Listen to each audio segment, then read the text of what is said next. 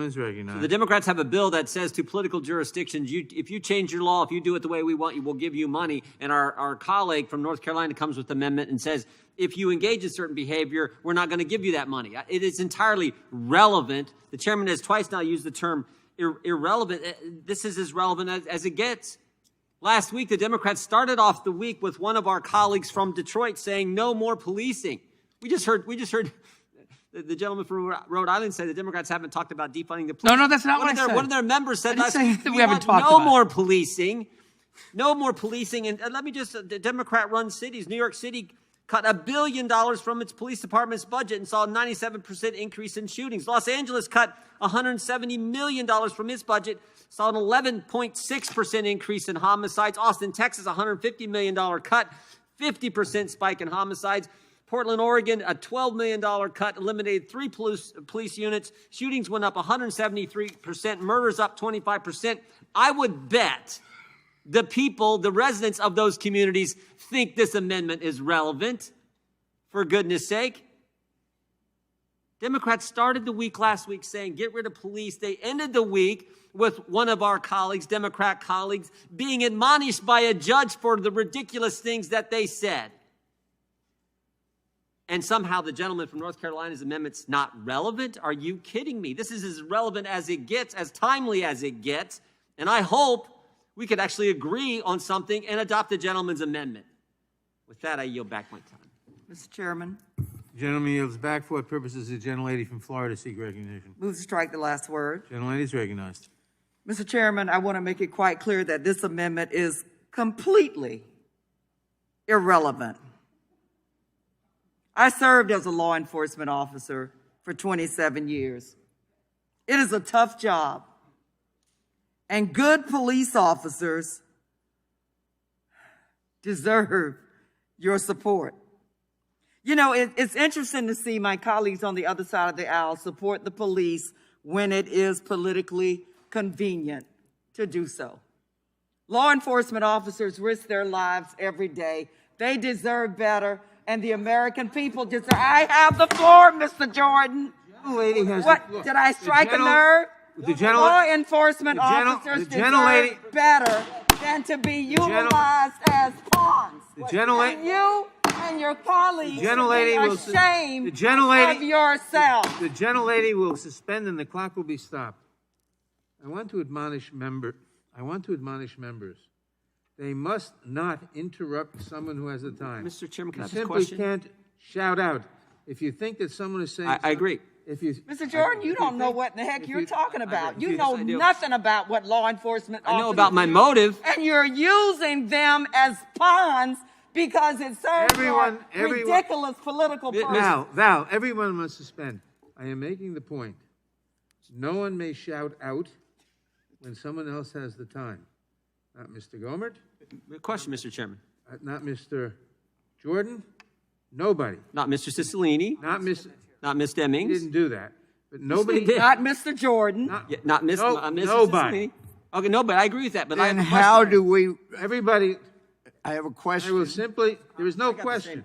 Nobody may shout out. When you give a speech, Mr. Chairman, about motives and questioning motives, and then our motives are questioned, how do we address that? The rules allow a request words I have point of watched inquiry. them live and die, and you know nothing about that. And to utilize them as political Mr. Chairman, pawns, I have a point of inquiry. Off. People Chairman, will I have a address point of comments inquiry. to the chair. Mr. Chairman. The rules do not permit shouting out when someone else has the time. The only thing you may do when someone else has the time is you may raise a point of order if you think it proper, and the chair will then rule on the point of order, Mr. Chairman.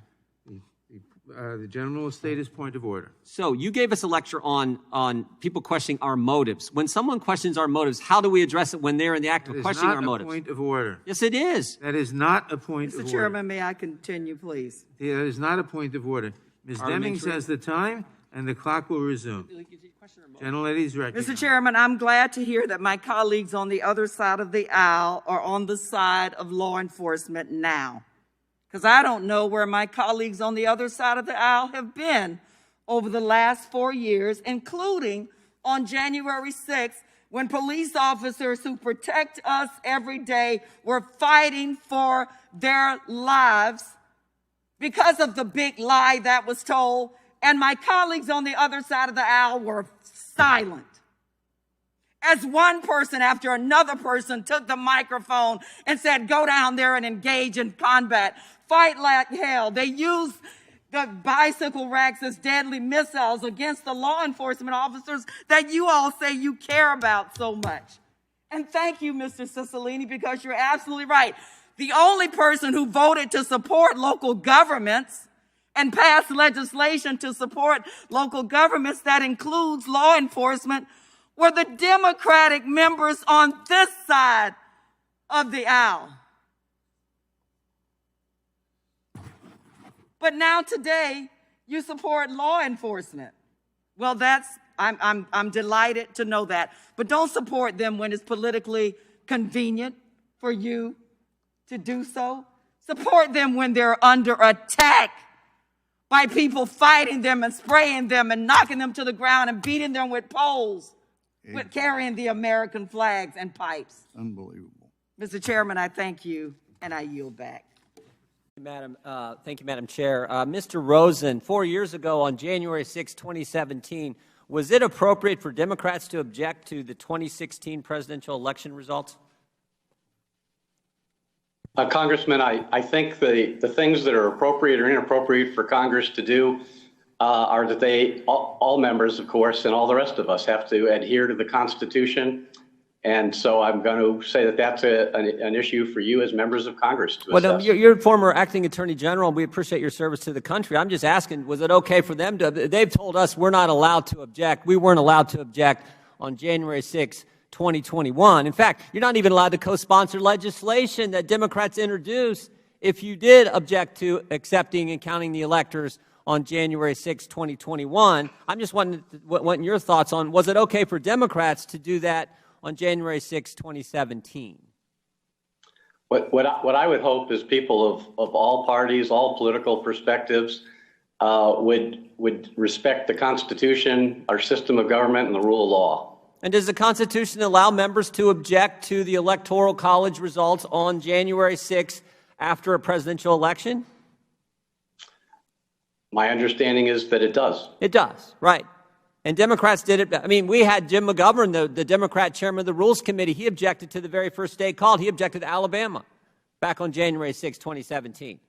President Trump won by 30 points. Mr. Raskin objected to Florida. Mrs. Waters objected to Wyoming, maybe the only state that President Trump won by more than he won Alabama. She objected to Wyoming. And you're saying that was okay for Democrats to do.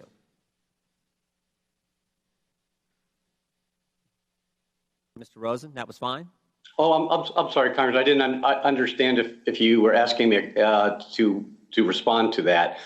Again, I mean, I think is it okay for Jim McGovern, the Democrat member of Congress, to object to Alabama on January 6, 2017? Is that all right? He's allowed to do that, right? I think if members are adhering to their constitutional rights and roles and responsibilities, that's, again, a question for all the folks in Congress. And Ms. Waters can object to Wyoming, even though President Trump won Wyoming by like 40 points. She can object to that if she wants to, right? Well, at least the Constitution allows members of Congress to raise objections. Yeah. We've heard a lot of talk from the Democrats about revisionist history and the big lie. I just think it's important that we've had Democrat members of Congress tell us that we weren't allowed to object, that somehow we were trying to overturn the will of the American people, even though we objected to states like Pennsylvania, for example, where they, I believe in an unconstitutional fashion, changed their election laws in the run-up to the election, but somehow they're allowed to object to Alabama, they're allowed to object to Wyoming, they're allowed to object to Florida, but we're not allowed to object. I fail to see the logic there. How about the previous gentleman from Virginia talked about brutality, talked about statements. I just want to read you a couple statements here. Well, no, let me ask you this question first. Was the 2016 election stolen?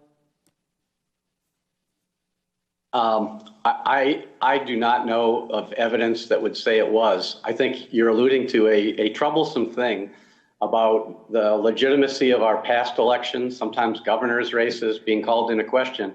And I think it's really necessary and important for all of us to find ways to restore our citizens' faith in the electoral process and in our representative system of government. Secretary Clinton said on a speaking tour, May 2019, you can run the best campaign, you can even become the nominee, and you can have the election stolen from you. September 2019, she said on CBS Sunday Morning that President Trump was an illegitimate president. On October 2020, just a month before our last presidential election, she was referring to the 2016 presidential election, and she said it was stolen from her. Is she wrong? She is wrong. Yeah, she is wrong, because the election was valid in 2016. President Trump won. So when we talk about revisionist history that we've heard from the Democrats, when we talk about the big lie, their nominee, as recently as last October, was saying the election in 2016 was stolen. They can object to Alabama, they can object to Wyoming, they can object to states when in 2017, but we're somehow not allowed to object to anything. Raise points about the 2020 election. It's not about revisionist history. It's about the double standard the Democrats want to have. That's the part that bothers me the most. And frankly,